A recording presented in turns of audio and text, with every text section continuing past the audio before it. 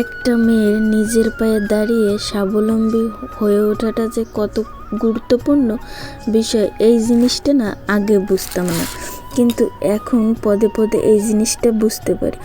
যখন ছোট ছিলাম তখন না জানো ভাবতাম যে কবে বড় হব, কবে এই পড়াশোনার হাত থেকে মুক্তি পাবো, আর পড়াশোনা ভালো লাগে না। দেখা আজ বড় হয়ে গেছি, কিন্তু আজও সেই পুরনো দিনের কথা মনে পড়ে। যদি সেই এখন ভাবি যে এখন যদি ছোট থাকতাম, একটু লেখাপড়া করে নিজের পায়ে দাঁড়াতাম, নিজে কিছু করতাম, কিন্তু কি করা বলো, এখন তো আর সেই দিন নাই। বরাবরই আমার নিজের কিছু করার খুবই ইচ্ছা ছিল, কি বলতো। আর যখন যে সময়টা চলে যায় সে সময়টা তো আর কোনোদিনও ফিরে আসে না। আর আগে জানো তো এই জিনিসটা বুঝতাম না যে মেয়েদের স্বাবলম্বী হওয়াটা যে কতটা জরুরি, কতটা গুরুত্বপূর্ণ একটা বিষয়, সেটা মেয়েরা বিয়ের আগে বুঝতে পারতো না, কিন্তু বিয়ের পর ঠিকই বুঝতে পারে। আমিও না বুঝতে পারি। ছোটো থেকে না মনের মধ্যেও একটা ইচ্ছে ছিল যে নিজের কিছু একটা হবে, নিজের পরিচয়ে কিছু একটা করব, না বাবার পরিচয় না স্বামীর পরিচয়, মানে নিজে কিছু একটা করব। সেই জিনিসটা কখনো না হয়ে পারেনি, তাই চেষ্টা করব যে নিজে কিছু হতে পারার চেষ্টাটা চালিয়ে যাব। আর আগে না সেরকম কিছু মনের ইচ্ছা থাকলেও কোনো উপায় ছিল না। কেন বলো তো, গরিব পরিবারে জন্ম নিয়েছিলাম, গরিব ঘরের মেয়ে, অত স্বপ্ন ইচ্ছে থাকলে তো সবগুলো পূরণ হবে না, কি বলো, তাই না? কিন্তু এখন চেষ্টা করি নিজের ইচ্ছে স্বপ্নগুলো এক এক করে পূরণ করার। তারপরে দেখো তো মেলা তোমাদের সাথে অনেক কথা বলে ফেলেছি।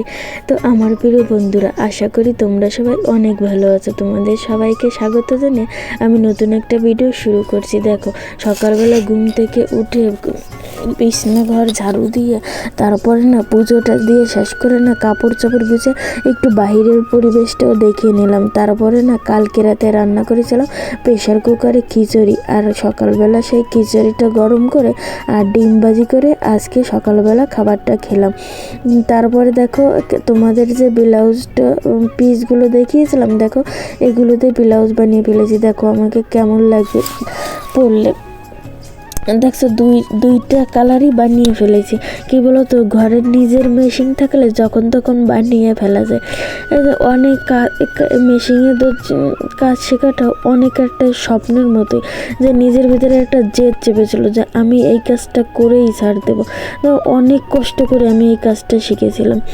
তারপরে দেখো চলে এসেছিলাম এখানে না সন্ধ্যার দিক, অনেক দিন পর একটু মানে লুডুস খেতে মন চাইলো। তারপরে দেখো আজকে না লুডুসটা অন্যভাবে রান্না করেছিলাম। দেখো এখানে তো পেঁয়াজ আর মরিচটা ভাজতে বসিয়ে দিয়েছি, তাই তোমরা দেখতে থাকো।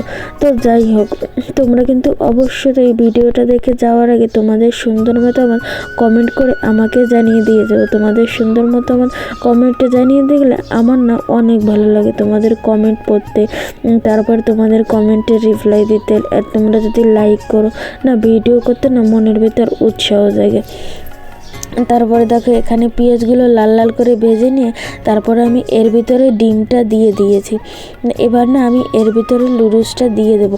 আগে থেকে না সিদ্ধ করে রাখিনি। আমরা কি করি বলো তো, আগে থেকে লুডুস সিদ্ধ করে রেখি, কিন্তু আমি আজকে না লুডুসটা সিদ্ধ না করে আমি দেখো এর ভিতর কাঁচা লুডুসটা দিয়ে এবার এর ভিতর হালকা একটু জল দিয়ে ঢেকে দেবো। তারপরে না আমার লুডুস রান্নাটা সুন্দরভাবে হয়ে যাবে।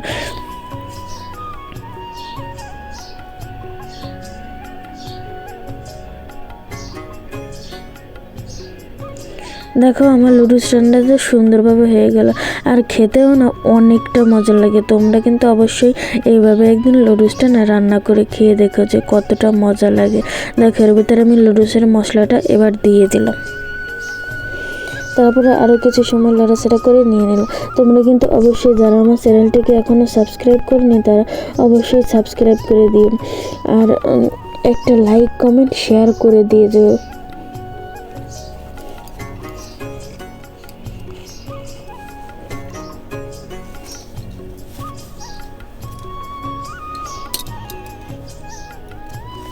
দেখো এখানে আমার রান্নাটা শেষ, এবার হচ্ছে খাওয়ার পালা।